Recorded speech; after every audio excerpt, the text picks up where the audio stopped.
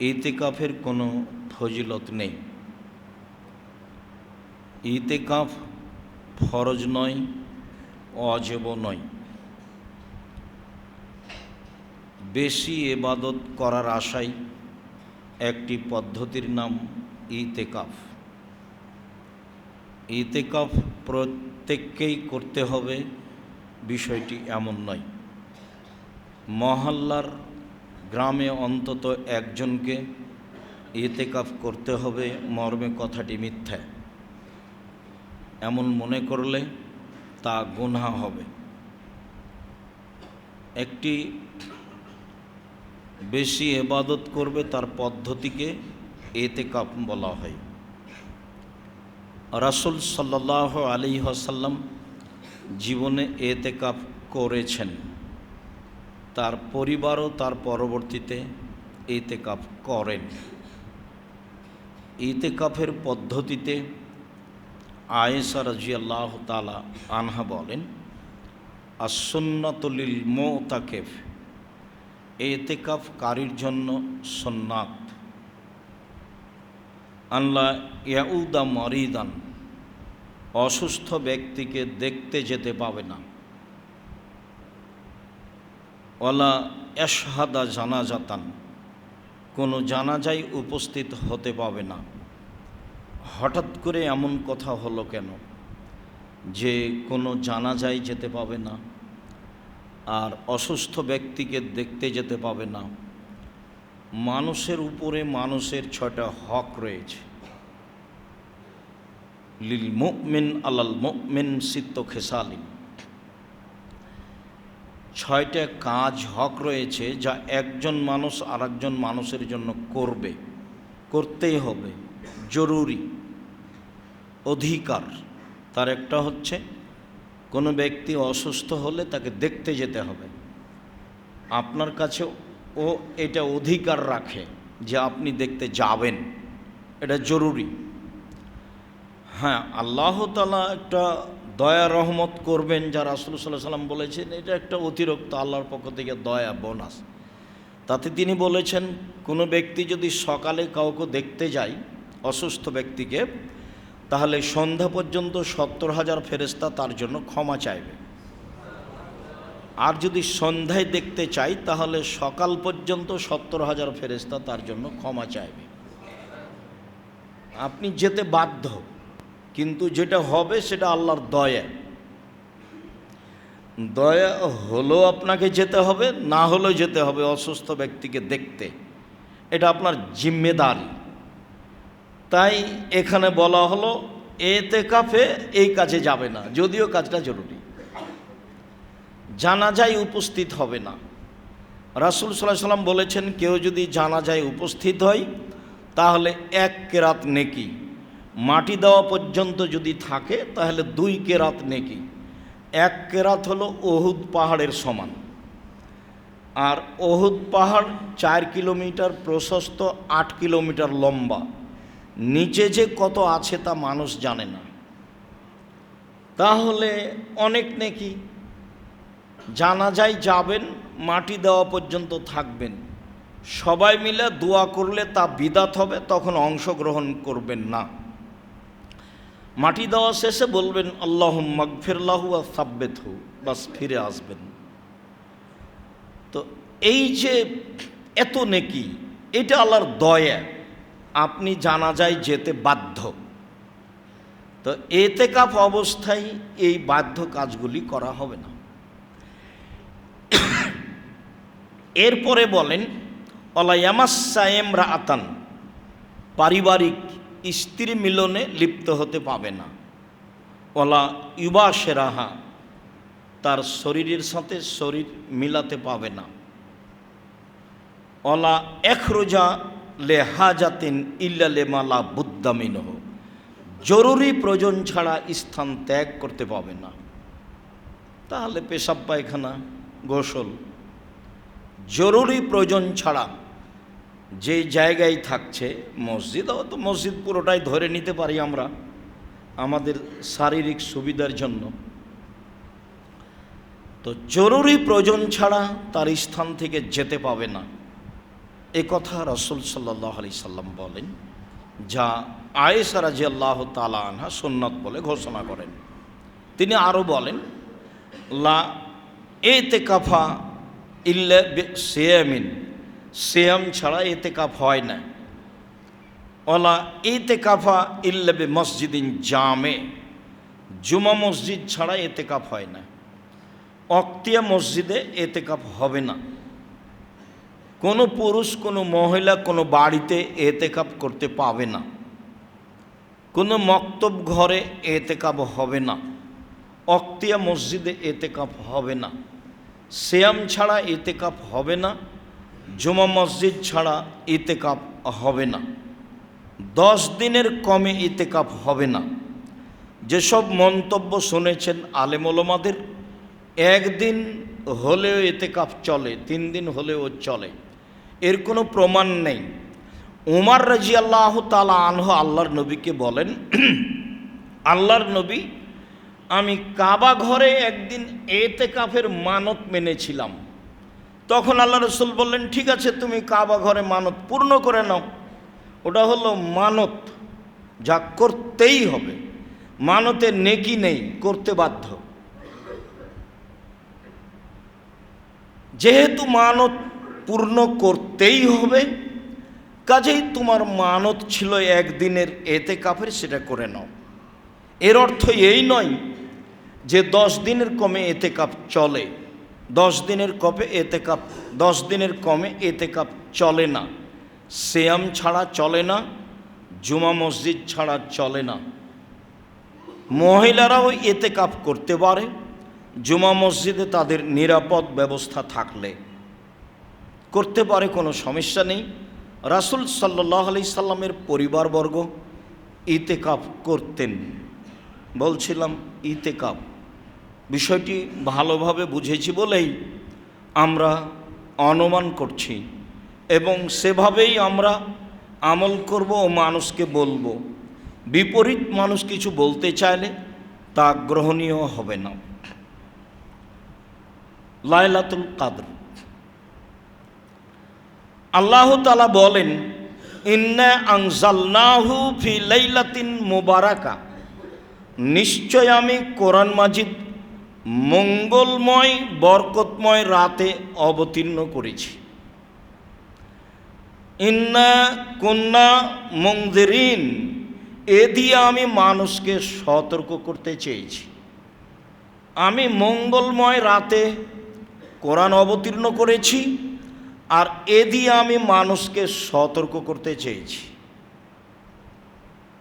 ফিহা কুল্লু আমরিন হাকিম, ফিহা ইউফরাকু কুল্লু আমরিন হাকিম আমরান মিন ইনদেনা, এ রাতে আমার আদেশে প্রতিটি বিষয়ের ফায়সালা অবতীর্ণ করা হয়।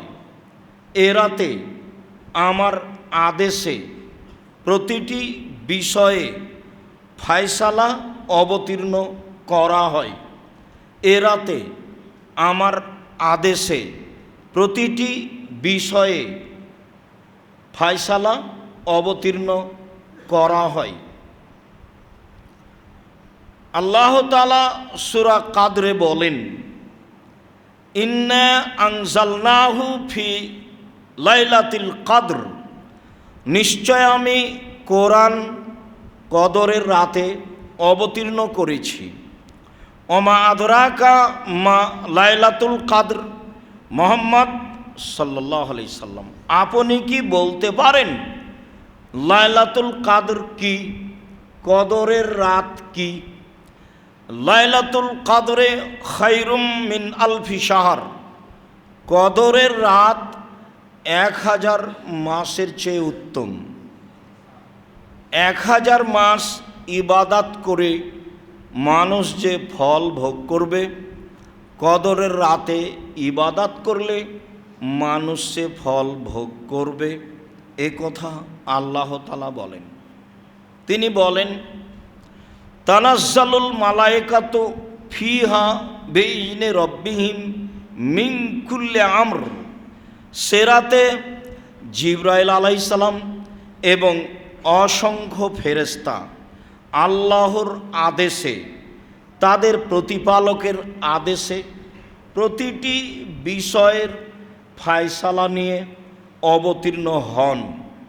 সে রাতে, কদরের রাতে, জিবরাইল আলাইহিস সালাম এবং আরও অসংখ্য ফেরেশতা আল্লাহর অনুমতিতে, তাদের প্রতিপালকের অনুমতিতে প্রত্যেকটা বিষয়ের চূড়ান্ত ফায়সালা নিয়ে অবতীর্ণ হন।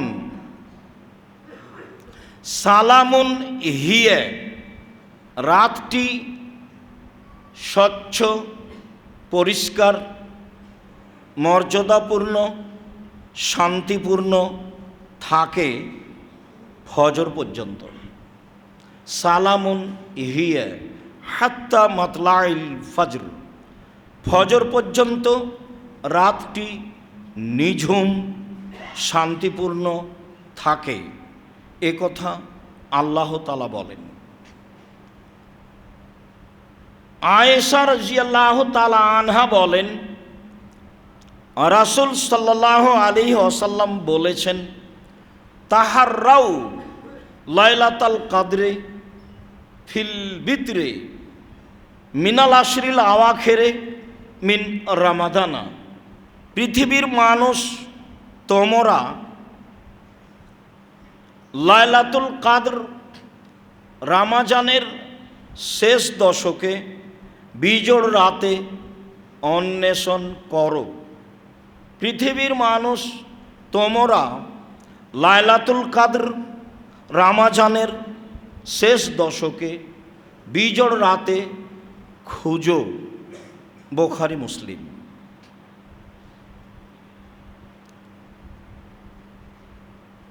আয়েশা রাদিয়াল্লাহু তাআলা আনহা বলেন, কানান নবী সাল্লাল্লাহু আলাইহি সাল্লাম ইজা দাখালাল আশর সাদ্দা মিজারাহু। আল্লাহর নবী যখন রমজানের শেষ দশক আসত, তখন তিনি শক্ত করে কোমর বেঁধে নিতেন। ও আহিয়া লাইলাহু, সারা রাত জেগে ইবাদত করতেন। ও আইকাজা আহলাহু, আর ইবাদতের জন্য পরিবারকে রাতে জাগাতেন। বুখারী, মুসলিম। আয়েশা রাদিয়াল্লাহু তাআলা আনহা বলেন, যখন রমজানের শেষ দশক আসত, তখন মুহাম্মদ সাল্লাল্লাহু আলাইহি সাল্লাম ইবাদতের জন্য শক্ত করে কোমর বেঁধে নিতেন।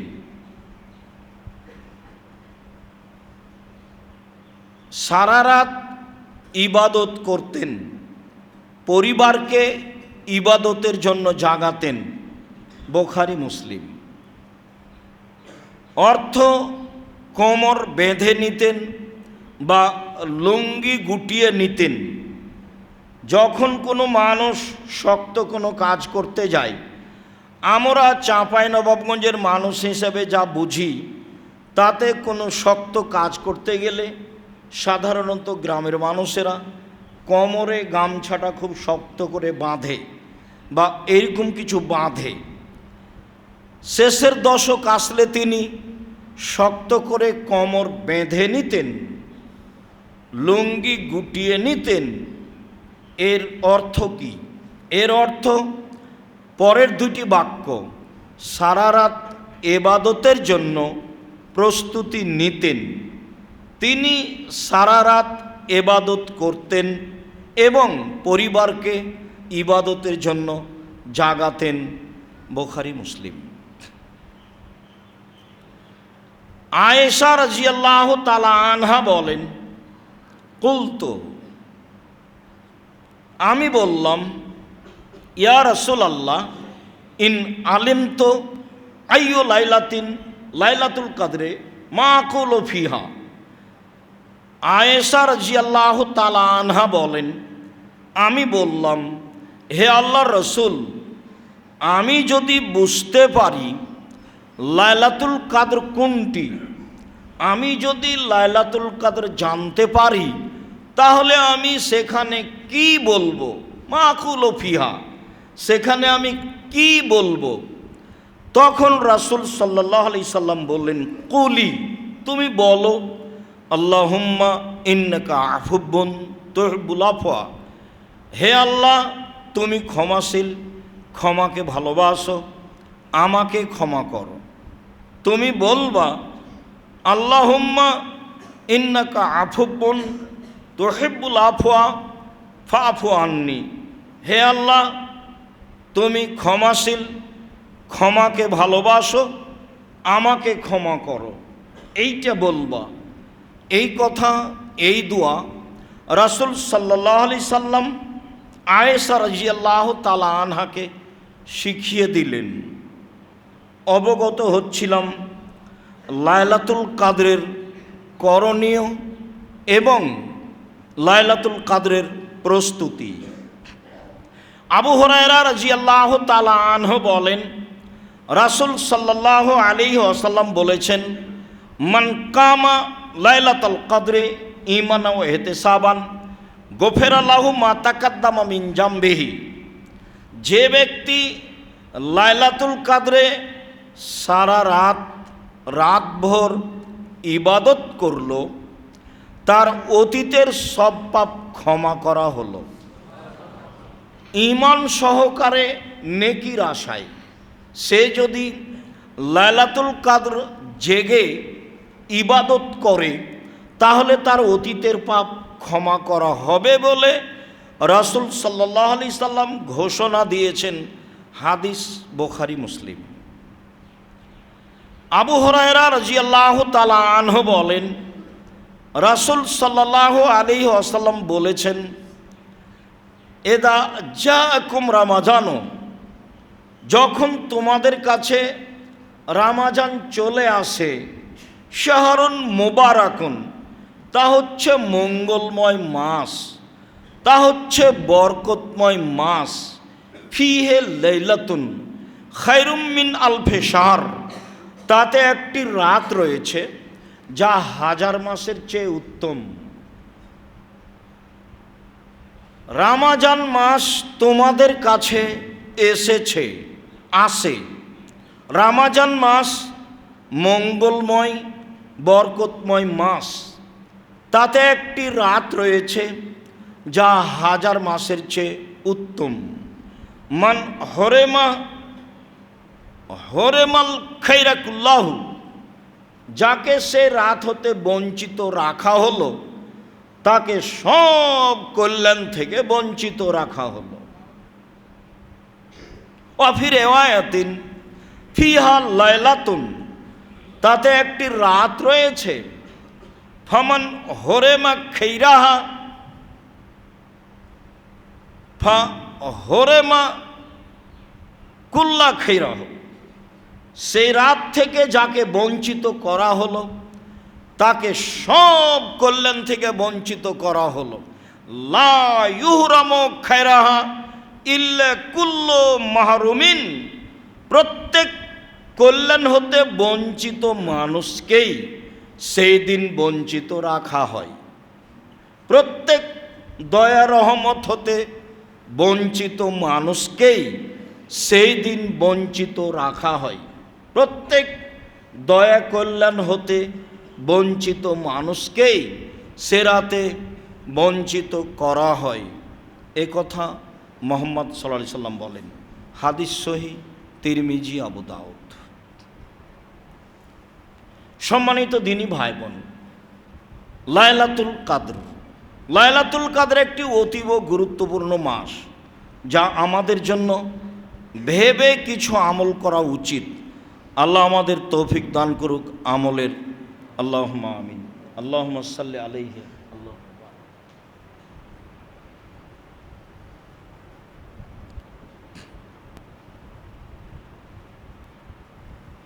লাইলাতুল কদর। আব্দুল্লাহ ইবনে আব্বাস রাদিয়াল্লাহু তাআলা আনহু বলেন, রাসূল সাল্লাল্লাহু আলাইহি সাল্লাম বলেছেন লাইলাতুল কদর সম্পর্কে, লাইলাতুন সামহাতুন, লাইলাতুন সামহাতুন বালজা লা বারিদাতুন ওয়ালা হাররা। লাইলাতুল কদর এমন একটি রাত যা হয় স্বচ্ছ, পরিষ্কার, মর্যাদাপূর্ণ, শান্তিপূর্ণ, নিঝুম। লাইলাতুল কদর তা হয় স্বচ্ছ, পরিষ্কার, শান্তিপূর্ণ, নিঝুম। রাতটি শীত ও গরম থেকে মুক্ত হয়। রাতটি শীত ও গরম থেকে মুক্ত হয়। সে রাত শেষ হলে সূর্যের কিরণ দুর্বল ও লাল বর্ণের হয়। সে রাত শেষ হলে সূর্যের কিরণ দুর্বল ও লাল বর্ণের হয়। সে রাতে সূর্য সকাল করে, তখন তার কিরণ থাকে দুর্বল ও লাল বর্ণের। এ কথা মুহাম্মদ সাল্লাল্লাহু আলাইহি সাল্লাম পরিচয়ে বলেন। জাবের রাদিয়াল্লাহু তাআলা আনহু বলেন, রাসূল সাল্লাল্লাহু আলাইহি ওয়াসাল্লাম বলেন, ইন্নী রাআইতু লাইলাতুল কদরে, আমি মুহাম্মদ সাল্লাল্লাহু আলাইহি সাল্লাম নিজে লাইলাতুল কদর দেখেছি। ওয়া ইন্নী উনসিতুহা, তবে আমাকে ভুলিয়ে দেওয়া হয়েছে সে রাত কোন রাত। ওয়া ইন্নাহা ফিল আশরিল আওয়াখির ফি লায়ালিহা, অবশ্যই হবে তা রমজানের শেষ দশকের রাতে। অবশ্যই তা রমজানের শেষ দশকে রাতে হবে। অবশ্যই তা রমজানের শেষ দশকের রাতে হবে। লাইলাতুন তালকাতুন বালজা লা বারিদাতুন ওয়ালা হাররা, রাত হবে স্বচ্ছ, পরিষ্কার, মর্যাদাপূর্ণ, শান্তিপূর্ণ, নিঝুম। রাত হবে শীত ও গরম থেকে মুক্ত। রাত হবে শীত ও গরম থেকে মুক্ত। তিনি বলেন, কান্না ফিহা কামারান, তা রাত এত উজ্জ্বল হবে মনে হবে যেন চন্দ্র হাসছে। রাত এত উজ্জ্বল হবে মনে হবে যেন চন্দ্র হাসছে। লা ইয়াখরুজু শায়তানুহা হাত্তা ইয়াদিয়াল ফাজর, সে রাতে সকাল পর্যন্ত শয়তান প্রকাশ হবে না। সে রাতে সকাল পর্যন্ত শয়তান প্রকাশ হবে না। অন্য এক বর্ণনায় এসেছে আমারাতোহা, সে রাতের পরিচয়। তাতলো শামস, সে রাতে সূর্য উঠবে। সাবিহাতায় ইয়াউমিহা বাইদা, সে রাত হবে খুব পরিষ্কার, ঝকঝকে। আর লা শোয়া, সে রাতের সূর্যের কিরণ তেমন ক্ষমতাধর হবে না। সূর্যের কিরণ দুর্বল ও লাল বর্ণের হবে। আবু সাঈদ খুদরি রাদিয়াল্লাহু তাআলা আনহু বলেন, রাসূল সাল্লাল্লাহু আলাইহি সাল্লাম বলেছেন, ইন্নী উরিতু লাইলাতুল কদরে, ইন্নী উরিতু লাইলাতুল কদরে, আমাকে লাইলাতুল কদর দেখানো হয়েছে। আগের বর্ণনায় তিনি বললেন আমি দেখেছি, আর এখানে বলছেন আমাকে দেখানো হয়েছে। তাতে তিনি বলছেন ওয়াইন্নাহা নুসিতোহা, আমি ভুলে গেছি, আমাকে ভুলিয়ে দেওয়া হয়েছে। ওয়াইন্নাহা ফিল আসরিল আওয়াখিরে ফি বিতরিন, তবে অবশ্যই তা রমজানের শেষ দশকে বিজোড় রাতে হবে। তবে অবশ্যই তা রমজানের শেষ দশকে বিজোড় রাতে হবে। তিনি আরও বলেন ওয়াইন্নি রায়তো কান্নি আসজদ ফিতিনি নোমাইন, আর সেরাতে আমি যেন নিজেকে দেখছি যে আমি কাদা পানির ওপরে সিজদা করছি। মুহাম্মদ সাল্লাল্লাহু আলাইহি ওয়াসাল্লাম বলছেন সেরাতে আমি আমাকে দেখছি আমি যেন কাদা পানির ওপরে সিজদা করছি। বর্ণনাকারী আবু সাঈদ খুদরি রাদিয়াল্লাহু তাআলা আনহু বলেন ওয়াকানা সাকফুল বাইতে জারিদান নাখলে, সেই দিন মসজিদে নববীর ছাদ ছিল খেজুর গাছের ডাল। সেই দিন মসজিদে নববীর ছাদ ছিল খেজুর গাছের ডাল, মানে যা বৃষ্টি হয় তা বাহিরের চেয়ে ভিতরে বেশি পড়ে।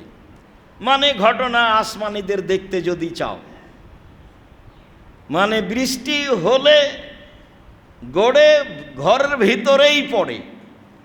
তো সেই দিন মসজিদে নববীর ছাদ ছিল খেজুর গাছের ডাল। মান আরা ফিস সামায়ে শায়া, সেদিন আমরা আকাশে কোনো মেঘ দেখিনি, রাত ছিল স্বচ্ছ। ফাজাত কাজাতুন, হঠাৎ একটা মেঘ আসলো। ফমতির না, বেশ ভালোই বৃষ্টি হলো। হঠাৎ একটা মেঘ আসলো, খুব স্বচ্ছ ছিল রাত। একটা মেঘ আসলো, ভালোই বৃষ্টি হলো। ফাসাল্লা বিনা রাসূলুল্লাহ সাল্লাল্লাহু আলাইহি সাল্লাম, সেই দিন আল্লাহর নবী আমাদেরকে নিয়ে, আজকে আমরা রাতটি বারবার ভাবছিলাম কিন্তু সকাল তা মনে হয়নি। 6:30 7টায় যখন দেখলাম তখন সূর্য দেখা যায় না। আল্লাহই ভালো জানেন, হয় এ কথাই ঠিক। আমরা নেকির আশায় রাত জাগবো, ইবাদত করব, এটা আমাদের কর্তব্য।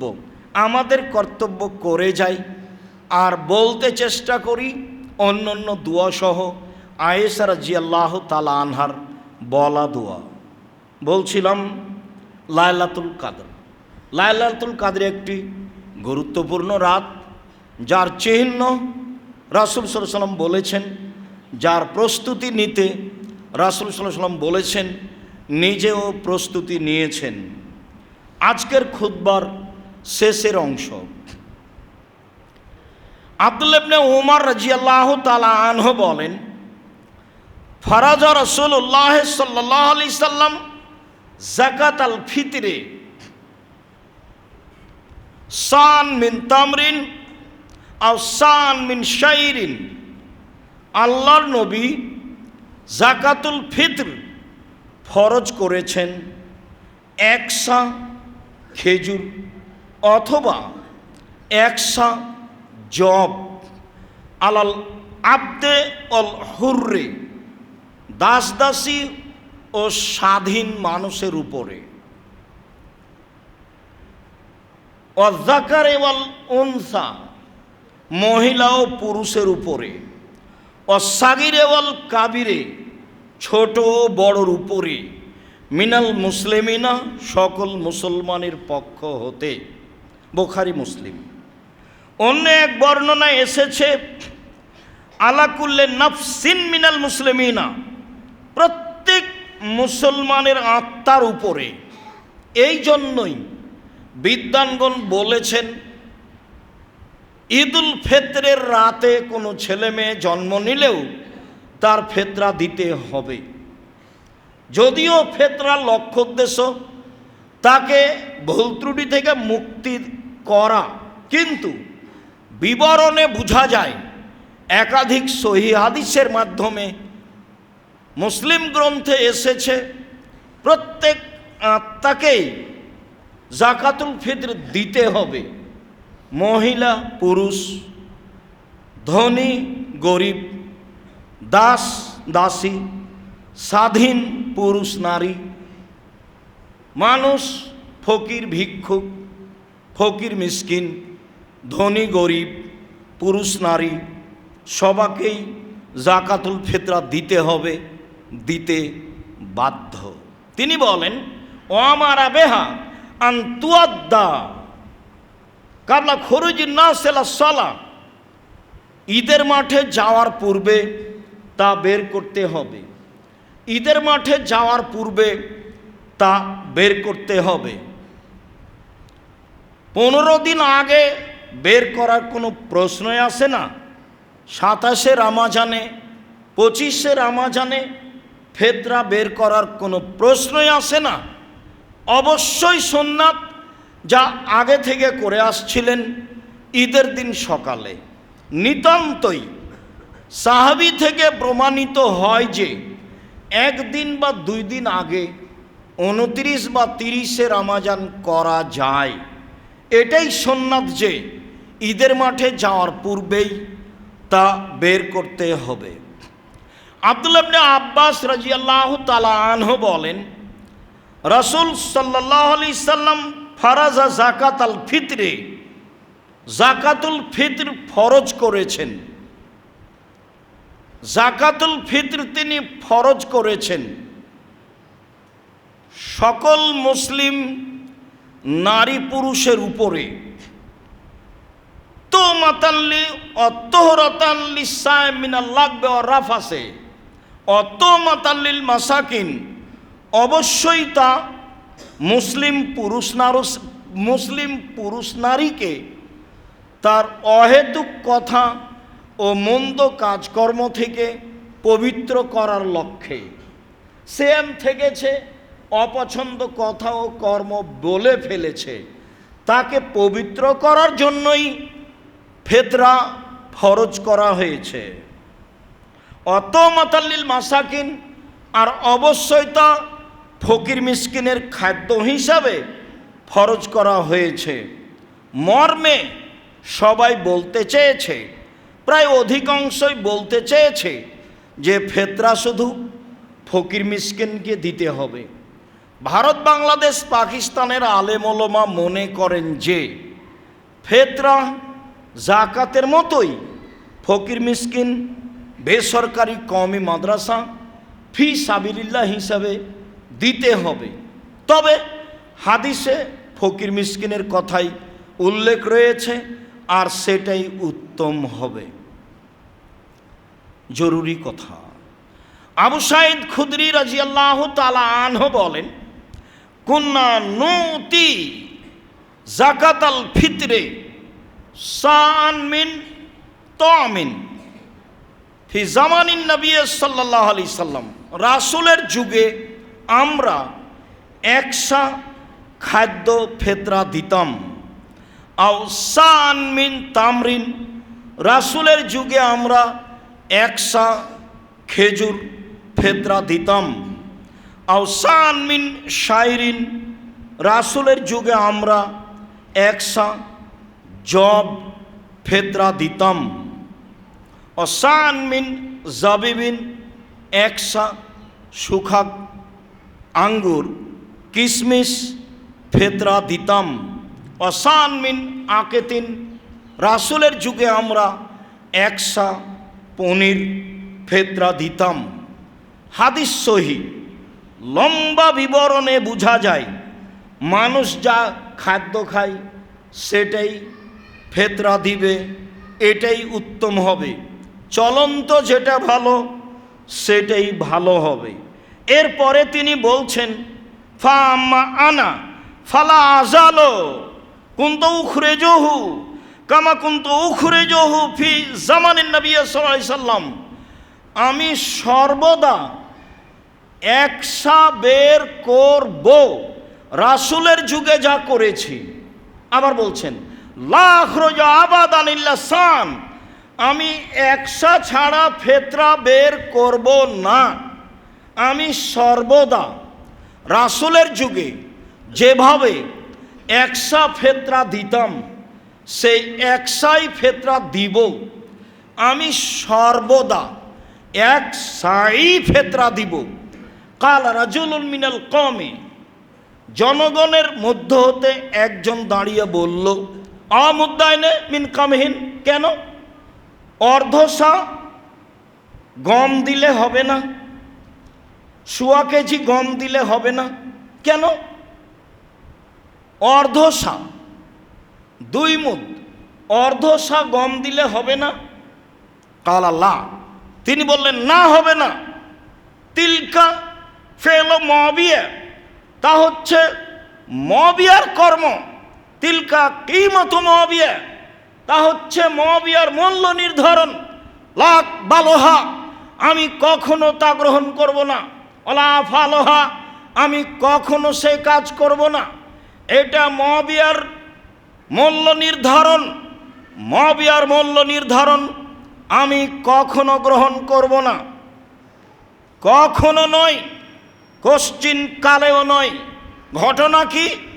আবু সাঈদ খুদরি রাদিয়াল্লাহু তাআলা আনহু বলেন, কাদেবা মুআবিয়া মিনাশ শাম, একদা মুআবিয়া রাদিয়াল্লাহু তাআলা আনহু সিরিয়া থেকে আসলেন হাজ্জান মুতামিরান, হজের উদ্দেশ্যে অথবা উমরার উদ্দেশ্যে। ফা কাল্লামান নাসা আলাল মিম্বারে, সেই দিন তিনি জুমার খুতবায় জনগণের সামনে বক্তব্য দিলেন। ফাকানা ফিমা কাল্লামা বিহিন নাসা, সেদিন বক্তব্যে তিনি বলেছিলেন, মুআবিয়া রাদিয়াল্লাহু তাআলা আনহু সিরিয়া থেকে হজ বা উমরার উদ্দেশ্যে এসে মদিনার মসজিদে বক্তব্য দিলেন। বক্তব্যে তিনি জনগণের সামনে বললেন, ইন্নী আরা মুদ্দাইনে মিন কামিহিন মিন সামারাই শাম, আমি মনে করি সিরিয়ার অর্ধসা গম তা দিল সান মিন তামরিন, মদিনার 100 খেজুরের সমতুল্য। আমি মনে করি সিরিয়ার অর্ধসা গম মদিনার 100 খেজুরের সমতুল্য। আমি মনে করি সিরিয়ার গম মদিনার 100 খেজুরের সমতুল্য। ফা খাজান নাসু বেজালেকা, মানুষ এটা মেনে নিল। ঠিক আছে, তাহলে আমরা গম দিলে অর্ধসা দিব। তাই কিছু মানুষ সেই যুগ থেকে আমল করতে লাগলো। তখন আবু সাঈদ খুদরি রাদিয়াল্লাহু তাআলা আনহু বললেন, কুনতা আখরুজহু কামা কুনতা আখরুজহু ফি জামানি নবী সাল্লাল্লাহু আলাইহি সাল্লাম, আমি রাসূলের যুগে যা করতাম তাই করব। লা আযালু, আমি অবশ্যই সর্বদা একসাই ফেতরা বের করব, তার চেয়ে কম নয়। আমি মুআবিয়ার মূল্য হিসাব করব না। সম্মানিত দিনী ভাই বোন, মূল্য হিসাব করে মানুষ সায়ের পরিবর্তে, শস্যের পরিবর্তে টাকা দিচ্ছে। হাদিসে বোঝা যাচ্ছে রাসূল সাল্লাল্লাহু আলাইহি সাল্লামের যুগে শস্য ফেতরা দেওয়া হতো 1 সা 2.5 কেজি শস্য দেওয়া হতো, খাদ্য দেওয়া হতো। অনেক খাদ্যের নাম উল্লেখ হয়েছে, তাতে স্পষ্ট শস্য খাদ্যই প্রমাণ হয়। ধান দেওয়া যায়, তবে তা উত্তম হবে না। গম চাউল সবচেয়ে উত্তম হবে। অন্য খাদ্যও দিতে পারেন। মক্কা ও মদিনা হেজাজের সার পরিমাণ হলো 2.5 কেজি। 1 সা সমান 2.5 কেজি। ইরাকের সা সমান হলো 3.5 কেজি। 3.5 কেজির অর্ধেক হলো 2.25 কেজি। 3.5 অর্ধেক হচ্ছে জি 2.25 কেজি। 2.25 কেজির মূল্য হিসাব করে যা হয়, ভারত বাংলাদেশ পাকিস্তানের শতকরা 95 জন মানুষ সেই হিসাবে ফেতরা দিয়ে থাকে, যা আপনারা দেখতে পান। একে তো মুআবিয়া রাদিয়াল্লাহু তাআলা আনহুর হিসাব, আরেকবার ইরাকের হিসাব। সেই কালে আবু সাঈদ খুদরি রাদিয়াল্লাহু তাআলা আনহু মুআবিয়া রাদিয়াল্লাহু তাআলা আনহুর এই মূল্য হিসাবের চূড়ান্ত বিরোধিতা করেছেন এবং শক্ত পদক্ষেপে বলেছেন, কখনো আমি মুআবিয়ার সিদ্ধান্ত গ্রহণ করব না, আমি মূল্য হিসাব করে ফেতরা দিব না, আমি মূল্য হিসাব করে টাকা দিব না। মর্মে আমরা বলে আসছি, বলছি কিয়ামত পর্যন্ত মূল্য হিসাবে ফেতরা আদায় করলে ফেতরা আদায় হবে না, শস্যই ফেতরা দিতে হবে। এ কথাই ঠিক। সারা দুনিয়ার মানুষ যদি